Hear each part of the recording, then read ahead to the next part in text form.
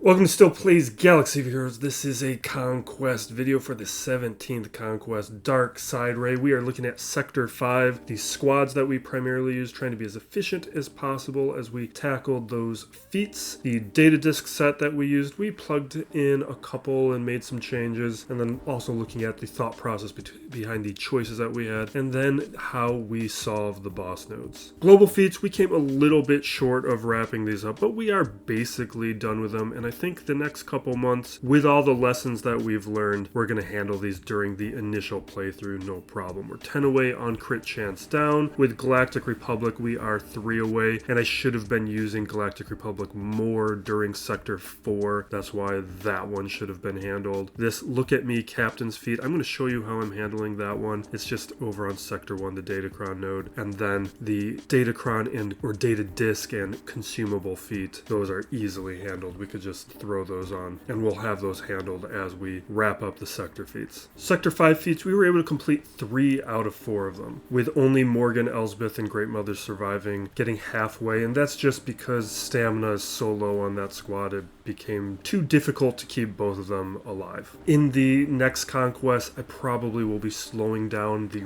speed at which I get through this. It's Thursday and we're already done with conquest, so there'll be more opportunity for the stamina to refresh. I think this will be a little bit easier, but crit damage up, 10 battles with Imperial Remnants, and evade 100 attacks in battles that are won. Those were pretty straightforward and easy. And if you watched the Sector 4 video, I specifically said to not use Dark Trooper Moff Gideon during Sector 4 to preserve as much stamina as possible on them, because we leaned heavily on the Zerg squad here for both crit damage up and Imperial Remnants. For the 5th slot, I rotated. I used Dark Trooper a little bit, but I didn't like to use him because he could be taken off the battle and not revived. I would sometimes throw in Stormtrooper, but Stormtrooper was on my Captain Enoch squad from sectors 1 through 4, so it was usually, like you can see here, pretty low on stamina, so not really a reliable option, but at least he could be revived and we could try for 3 stars. The second squad that we leaned on during this sector was a Queen Amidala squad, and here, this is one of the few buffs or debuffs that Padawan Obi-Wan doesn't need that Omicron for. Although it is conditional, but you still get contributions to critical damage up from both Master Qui-Gon and Padawan Obi-Wan. It's just a little bit more related to the unique, or if the decoy is active or inactive, so I wouldn't rely on it, but it is going to bring down some of the counts. Now, the reason I utilized this squad was I plugged in Grandmaster Yoda for the foresight to count towards the evades. This is also just a great squad in Conquest because with the decoy, it's a lot harder to lose characters, so you're finishing with 3 stars more consistently. And in this case, it's also contributing towards those globals with Galactic Republic wins. So as long as you don't forget, like I do, during Sector 2, Sector 4, and Sector 5, that feat is pretty easily achieved. Now, if stamina did get low on this squad, or if I was hitting a particularly tough node, I would just swap in JMK. JMK, then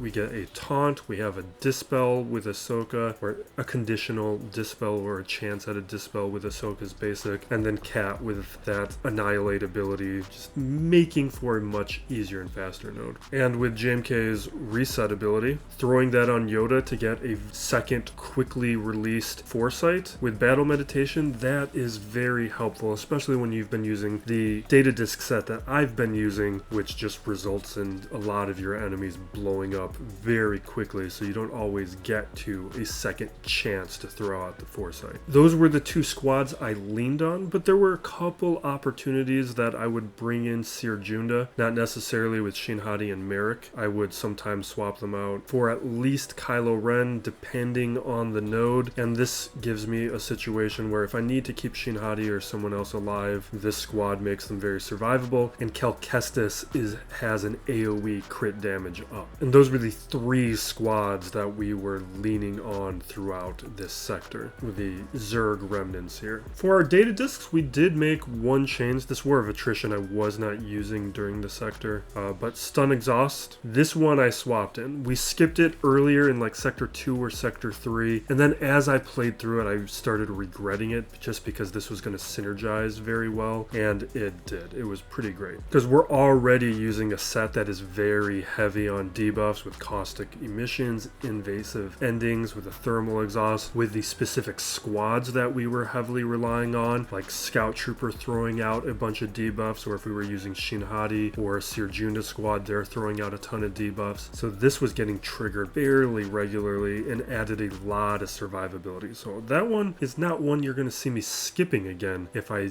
am able to see it during the next 2 conquests. And in that final slot, instead of the 4 dot, I had guard and penetrate. It doesn't need to be there. There's plenty of others I could have swapped in and out. Just kind of try to minimize those changes throughout conquest. For our disc choices, the first one, we had a guard and penetrate that we already had, and then we have perseverance. That one I like. I actually like it a lot with the right set. I don't think it's great for this series of conquests. I like to pair that with like a blindside. That can be a very strong combo. Perseverance, blindside, and even stacking fervor, that's a great start to a set. And we have perseverance and stacking fervor in this set. You could theoretically do it. I don't think I saw a blindside though. But regardless, it's not the best set for the particular feats that we were tackling. So it's not one I would be recommending, not like what I've been leaning on during this series. At the first fork, you can see we have undercover, stun exhaust, master's technique. I grabbed that stun exhaust so fast that I didn't even click on the lower node to see what was there. And we've already talked about that plenty. Great disc for the set that I've constructed. At the crossroads, we have a blue ruthless swiftness and a certain defeat. I think I have a better certain defeat in the set, or it may have just been one I've been ignoring. An option for a blue entrenched, which I wouldn't mind stacking. Then critical tactics, defensive formation, which I think I have blue of on both. And down below we have defensive formation and vitality. And in this case, I made my decision based more on the nodes that I was going to be attacking, just wanting to have the best options for the feats. And in this case, with no real preference, I grabbed the vitality. That one I just wouldn't mind stacking, and the rest of these don't matter as much, but I'm probably not going to use it. At the second fort, just another guard and penetrate. We've seen a ton of these, and then everything else we have weak point, spirited speed, and down below a thermal and an amplify agony. In this case, we've got everything, so I just went with the amplify agony. You never mind having several of those, and getting a second one, very happy to do that. And after the boss node, nothing really great here. I think I grabbed the power, or no, maybe I grabbed the opportunistic support. It really doesn't matter at this stage. And I did grab the opportunistic support. It's 1 dot, it's blue. It can be more easily fit into things, but if I change any more discs during the completion of this conquest, that'll be a big surprise. Sector 5 mini boss, Darth Revan in the Sith Empire. We have win without using any attackers and win with Shin Hati surviving. And your best option is going to be a Zerg Remnant squad because he himself is a tank. We have 3 support units in Scout, Moff Gideon, and Captain Enoch, and Stormtrooper as a tank himself, of course. And then Scout Trooper's also going to be contributing critical damage up towards the sector feat. For the other nodes, we'll talk through them, but use the timestamps, and I'm probably not going to narrate these, but we'll play the footage. What you're going to see here are my data discs are going to do a lot of the work. With the stamina where it was at, I didn't get an opportunity for a revive, but it was a low star win. And the stars, they can be handled elsewhere. This at least takes care of that. For Shin Hati surviving, this I think is your best option. Cal Kestis is going to give crit damage up towards that sector feat as well. Kylo's there to tank, and then Sirjunda is going to make her more survivable if you are trying to get by with a 3-star Gear 11 Shin Hati like I am. And in this case, you can see less than full stamina, but pretty close. But this will be another battle where the data disc set is going to do a lot of work, which is part of the reason why I really like the set that I've constructed. It makes these low star survives a whole lot easier.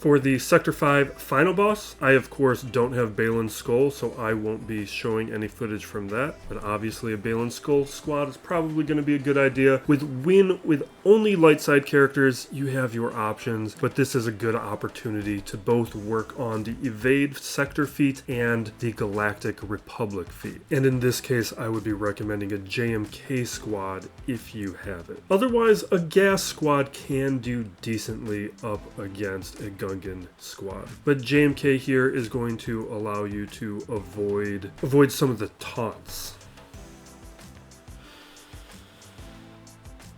So I put the damage immunity over onto GK because you're not going to be able to one-shot anybody while the shield generator is alive, so giving him some survivability just is going to make this a little less annoying. And then we're working towards the alt so that we can ignore taunts and just target the shield generator. So we're self-selecting with JMK's first special.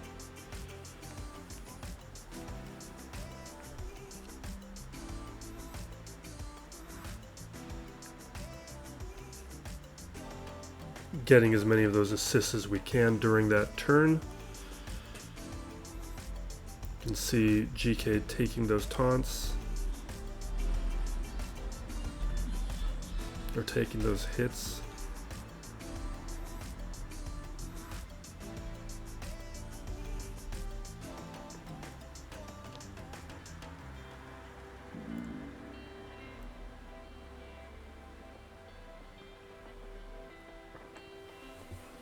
And then we have one stack left on the shield generator, which gets knocked out. Now we are open and free to start eliminating these characters.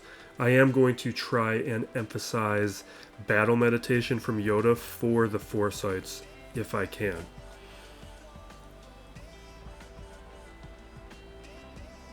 I took out that guy because the Phalanx has 2 AoE abilities, and having Phalanx around is going to make the evades a little bit easier. So you can see me switch to Tarpals because of that, and now right there is an opportunity for some of those foresights to happen. Or for some of those evades to happen. For the Look at Me global feat, I would do this on the Sector 1 Datacron node. It just allows you to work on Datacrons and knock that off super easy. Particularly if you are using the Datadisk set that I am using, or at least some version of it. War of Attrition doesn't need to be in here. And we're going to swap that out for Weak Point and a second Amplify Agony. Phasma will be the lead. Only one with a lead plus advantage is going to help out the characters a little bit. And then with this disc set, it's just going to blow up everything. Actually, we still have a strong basic for that first turn.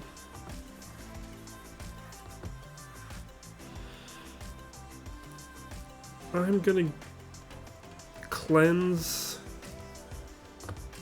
Captain Rex. I think he's going to benefit the most.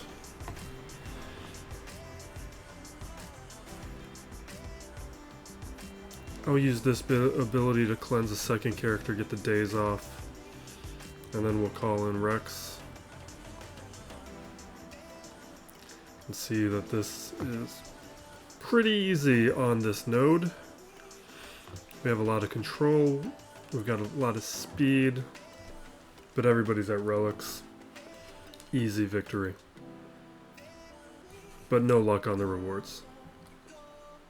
That wraps up our Conquest coverage, but up here in the corner we'll have a couple videos from that series, the Feat and Squad overview video along with probably Sector 4. In the coming days though, we will put out the Darkside Ray kit breakdown video and a roster update video prior to moving into the start of Grand Arena. And we have my last Grand Arena video from last season that I'm going to put out over the next day or so as well. So thank you for watching. Have a happy Thanksgiving. Be excellent to each other, everybody. This is Still Plays Galaxy of Heroes.